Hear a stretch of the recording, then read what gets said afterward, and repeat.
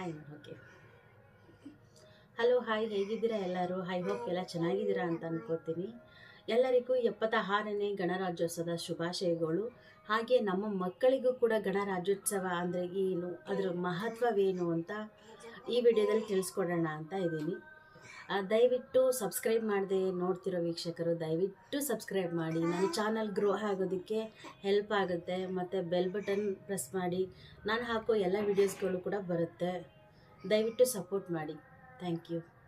August 15, 1947 ಮುಂಜಾನೆ ಸುದೀರ್ಘ ಹೋರಾಟದ ನಂತರ ಬ್ರಿಟಿಷರು ಆಳ್ವಿಕೆಯಿಂದ ಸ್ವಾತಂತ್ರ್ಯ ಗಳಿಸಿದೆ ಎಂದು ಜವಾಹರ್ಲಾಲ್ ನೆಹರು ಅವರು ತಮ್ಮ ಪ್ರಸಿದ್ಧ ಭಾಷಣದಿಂದ ಟ್ರಸ್ಟ್ ವಿತ್ ಡೆಸ್ಟಿನಿ ಮಾಡಿದರು. ಭಾರತದ ಸ್ವಾತಂತ್ರ್ಯವನ್ನು ನಾಗರಿಕರಿಗೆ ಘೋಷಿಸಿದರು.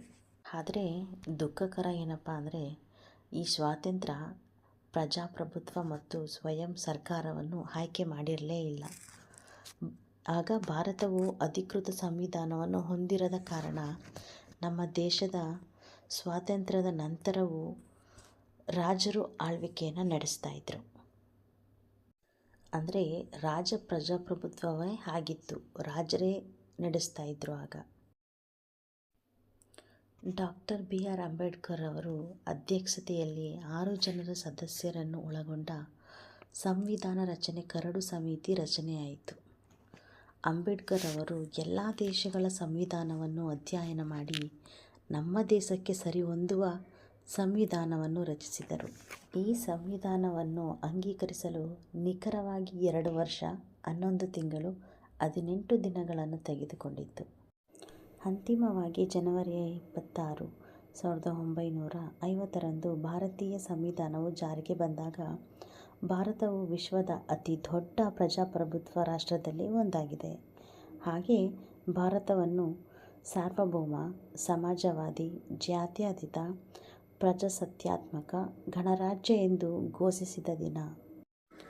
ಹಾಗೆ ಈ ದಿನವನ್ನು ಗೌರವಿಸಲು ಭಾರತೀಯ ಗಣರಾಜ್ಯೋತ್ಸವವನ್ನು ಪ್ರತಿ ವರ್ಷ ಜನವರಿ 26ರಂದು ದೇಶದಾದ್ಯಂತ ಅತ್ಯಂತ ಉತ್ಸಾಹದಿಂದ ಆಚರಿಸಲಾಗುತ್ತದೆ. ಡಾಕ್ಟರ್ ರಾಜೇಂದ್ರ ಪ್ರಸಾದ್ ಅವರು 21 ಗನ್ ಸಲ್ಯೂಟ್ ಮೂಲಕ ಮತ್ತು ರಾಷ್ಟ್ರಧ್ವಜವನ್ನು ಹಾರಿಸುವುದರ ಮೂಲಕ ಮೊದಲ ಗಣರಾಜ್ಯೋತ್ಸವ ಆಚರಿಸಿದರು.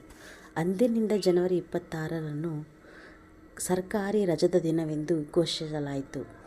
ಈ ಸಂವಿಧಾನವು ಭಾರತೀಯ ನಾಗರಿಕರಿಗೆ ತಮ್ಮ ಸರ್ಕಾರವನ್ನು ಆಯ್ಕೆ ಮಾಡಲು ಅಧಿಕಾರ ನೀಡಿತು, ಪ್ರಜಾಪ್ರಭುತ್ವದ ಅಡಿಪಾಯವನ್ನು ಹಾಕಿತು. ಡಾಕ್ಟರ್ ರಾಜೇಂದ್ರ ಪ್ರಸಾದ್ ಅವರು ಸರ್ಕಾರಿ ಭವನದ ದರ್ಬಾರ್ ಹಾಲಿನಲ್ಲಿ ಭಾರತದ ಮೊದಲ ರಾಷ್ಟ್ರಪತಿಯಾಗಿ ಪ್ರಮಾಣ ವಚನ ಸ್ವೀಕರಿಸಿದರು.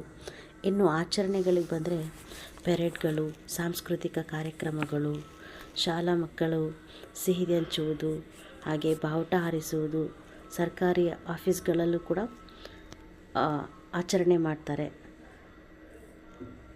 ಹೀಗೆ ಇನ್ನೂ ಮುಂತಾದ ಕಾರ್ಯಕ್ರಮಗಳನ್ನ ಇಟ್ಕೊಂಡು ಮಾಡ್ತಾರೆ. ಇನ್ನು ಕೆಲವು ಪ್ರಶಸ್ತಿಗಳನ್ನು ಕೂಡ ವಿತರಿಸ್ತಾರೆ. ನಿಮಗೆ ಈ ವಿಡಿಯೋ ಇಷ್ಟ ಆಗಿದ್ದರೆ ಲೈಕ್ ಮಾಡಿ, ಸಬ್ಸ್ಕ್ರೈಬ್ ಮಾಡಿ. Thank you.